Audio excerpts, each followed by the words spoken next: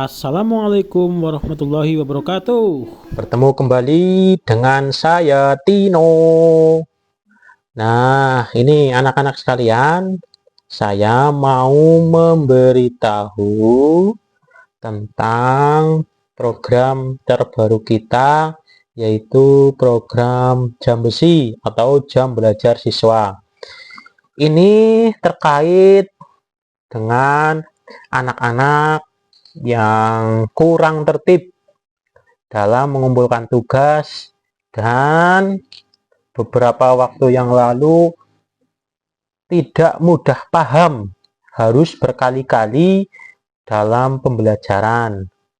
Nah, setelah melakukan refleksi tadi siang, mendata kegiatan harian setelah sekolah sampai bangun tidur, ya, dari jam 13.00 sampai jam 21.00, itu anak-anak cenderung main, cenderung HP-nan saja, dan kamus yang namanya belajar itu paling-paling hanya 3 orang saja dari 17 anak. Makanya saya menyampaikan ada program namanya jam besi. Apa ini? Yaitu pengawalan jam belajar siswa. Nah, kapan itu? Nah, ini saya harap diawali dari dua waktu ya. Jam berapa itu? Nah, dari jam 13.00 sampai jam 15.00 itu diwajibkan selama 30 menit. Kemudian dari jam 18.00 sampai jam 21.00 itu diwajibkan belajar selama 60 menit. Ya, gitu nggih. Nah, ini sudah menjadi kesepakatan bersama di kelas 5 bahwa akan ada 2 waktu belajar, ya. Jam 13 sampai 15, yang penting di antara dari jam 13 sampai jam 15 itu 30 menit belajar. Kemudian setelah maghrib sampai sebelum tidur itu ada 60 menit belajarnya. Jadi di total selain belajar di sekolah itu belajar di rumah 2 waktu dengan total 90 menit. Nah, pertanyaannya, waktu belajar itu untuk belajar apa? Nah, anak cenderung tidak mengerti apa pengertian belajar. Belajar itu apa? Apa yang dipelajari? Nah, itu anak-anak cenderung tidak tahu. Makanya mereka lebih banyak setelah pulang sekolah langsung pergi ke lapangan, pergi main HP saja, atau bahkan ya dari jam 1 sampai jam 9, 1 siang sampai jam 9 itu ada 8 jam total. Saya baca dari analisa data yang saya peroleh dari kejujuran wawancara tadi dengan anak-anak, menulis menulis jawaban dari pertanyaan-pertanyaan yang saya berikan, itu kebanyakan mainnya adalah main HP, kemudian main layangan, kemudian yang jalan-jalan. Nah, jalan-jalan berarti kalau zaman dulu saya kalau habis maghrib sampai isya itu tidak boleh itu jalan-jalan, ya. Maghrib karena itu waktu sandekala. Tapi sekarang anak-anak bilangnya kebanyakan dari 17 anak itu hampir 12 anak itu pada jalan-jalan. Entah ngapain ini, saya juga tadi belum sempat mencari datanya lagi, belum wawancara lagi. Baik, langsung saja saya ingin menyampaikan apa itu belajar biar anak tidak bingung. Belajar itu adalah suatu usaha, ya. mencari, meningkatkan ya kemampuan.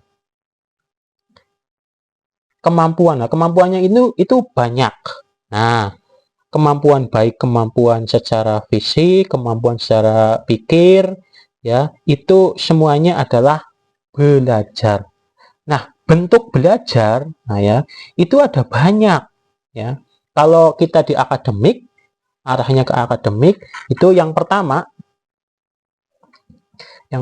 adalah membaca. Nah, membaca. Nah, ini membaca itu ada banyak karena kebetulan anak-anak di rumah ada buku banyak ya. Ada buku banyak, apalagi yang mereka beli baik dari sendiri ya. Itu kan ada ya. Ada materi dari LKS, ada materi dari buku paket ya. Ada materi juga atau bahkan dapat diambil di perpustakaan. Ya, bisa dipinjam, bisa dibawa pulang. Selama dijaga, insya Allah aman, tidak apa-apa. Itu ya, membaca. Nih, kategori membaca itu bisa membaca LKS, lembar kerja yang ada itu, buku paket yang dari sekolahan, bisa dipinjam. Yang penting tidak dicoret-coret atau dijaga. Di perpustakaan juga ada buku dari perpustakaan, dibawa pulang juga boleh. Yang penting dikembalikan utuh, nah, jangan dirusak.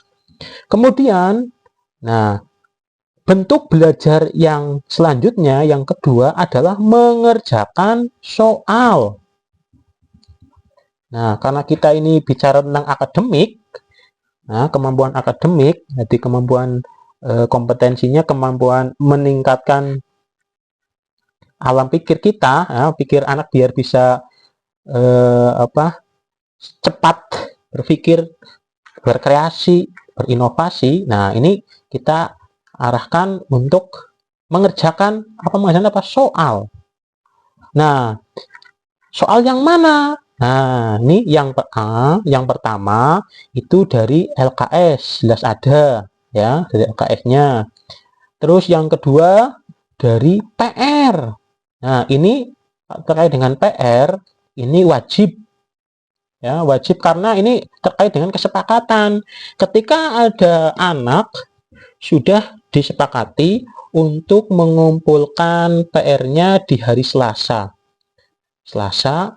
Ada satu atau dua anak dari 17 anak, yang 15 mengerjakan, yang dua tidak mengerjakan. Kasihan. Nah, padahal yang namanya PR itu tanggung jawab masing-masing, dan PR itu pekerjaan rumah itu hanya untuk menstimulasi anak biar mempunyai tanggung jawab di rumah.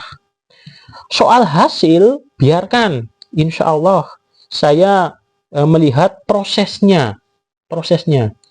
Nah, kalau bisa orang tua itu membantu dengan mengawal, bukan memberikan jawabannya, tapi mencarikan jawaban. Karena ada buku, nah carikan.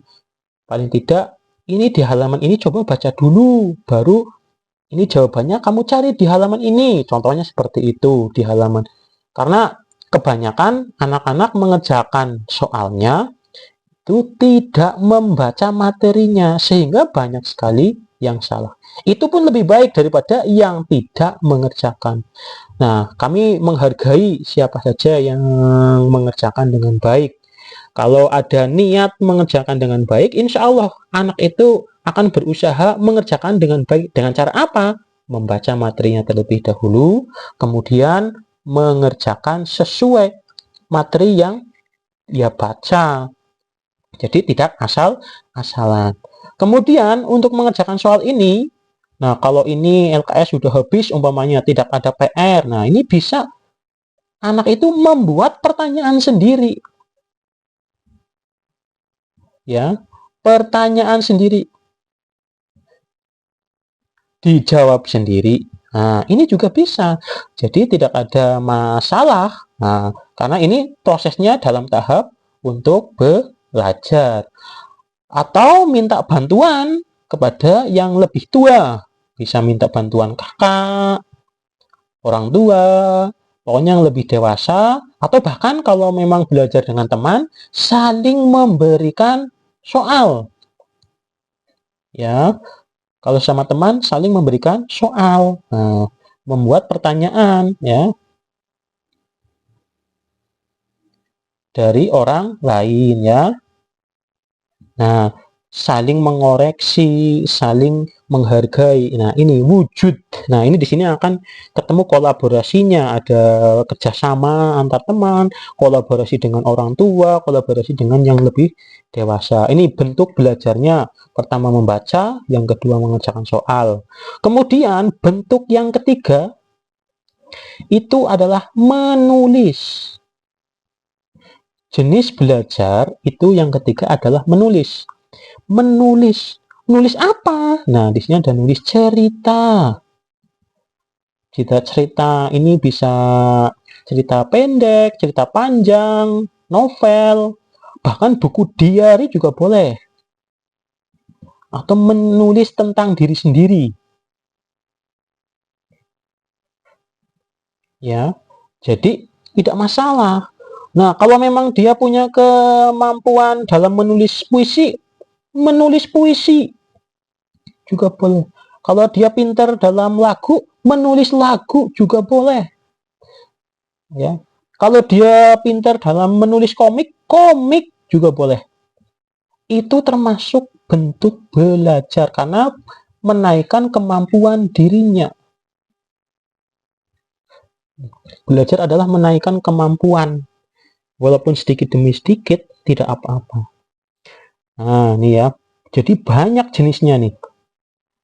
Ya, jadi mau belajar apa? Tidak boleh bingung. Karena yang namanya belajar terkait dengan kemampuan anak, terkait dengan kompetensi anak, itu banyak caranya. Nah, ini baru 3 ya. Nah, ada lagi 4.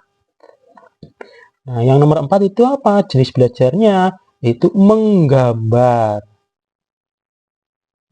Menggambar juga belajar. Ya. Ada menggambar sketsa, ada mewarnai, ya, ada kaligrafi, ada apa kesukaannya, semuanya ada. Dia suka action figure kayak anim, ada apalah ya. Nah, itu masuk, nggak masalah. Menggambar anim, menggambar, bahkan kalau bahasa Jawanya itu mengeblak napa nggih. Nah, itu ngeblak juga boleh, atau mencontoh atau mengeblak itu juga boleh. Dalam rangka apa? Meningkatkan kemampuan menggambar. Nah, kalau bisa ini dengan mewarnai yang full color sehingga maksimal ya. Nah, dengan pencampuran warnanya dan sebagainya. Setiap anak itu berbeda-beda kesukaan dan kemampuannya. Yang selanjutnya, nah menurut saya ya, yang kelima itu adalah yang belajar itu termasuk belajar itu adalah latihan. Dan latihan ini banyak jenisnya. Ada latihan gerak tubuh, tari, terus gerak suara, apa tentang olah suara yaitu menyanyi. Ya. Bahkan kalau olahraga ada takraw, ada sepak bola, banyak sekali, ada voli, silat. Nah, di sini ini masih termasuk kategori latihan belajar ya. Jadi kami harap ya anak-anak dan dengan dikawal orang tua dan wali, kami juga insya Allah akan bersama-sama mengawal bersama-sama. Mari kita arahkan, kawal anak-anak kita ini untuk belajar menaikkan kemampuan dirinya. Ya, diawali dengan program Jambesi tadi. Ya. Jambesi ya dari 30 menit dan 60 menit. 30 menitnya dari jam 1 ya sampai jam 15 nih ya, seperti yang saya tuliskan tadi, jam 13 sampai jam 15, ambil 30 menit untuk belajar apapun itu. Kemudian dari jam 18 sampai jam 21 ambil untuk belajar juga. Nah, karena apa? Ya, karena mau nggak mau, siapa lagi kalau bukan kita dalam mengawal kemampuan anak, meningkatkan belajar anak, meningkatkan kemampuan mereka. Siapa lagi kalau bukan kita? Nah, jadi kesimpulannya, sekali lagi, anak-anak kami mohon tolong untuk dikawal dalam belajarnya. Nah, belajarnya mereka pilih sendiri.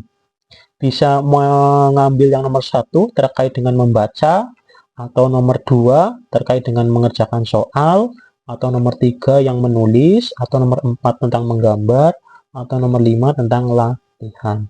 Jadi mohon tolong kepada anak-anak dan orang tua agar bisa bekerja sama, karena tidak mungkin semuanya dari sekolah saja.